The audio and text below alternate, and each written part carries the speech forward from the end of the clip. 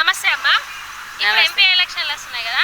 TRS party నుంచి మాజీ మంత్రి కొప్పుల ఈశ్వర్, కాంగ్రెస్ పార్టీ నుంచి గడ్డం వంశీ, బీజేపీ నుంచి గోమాతా శ్రీని పోటీ చేస్తున్నారు. ఎవరు ఓటేస్తా అనుకుంటున్నారు?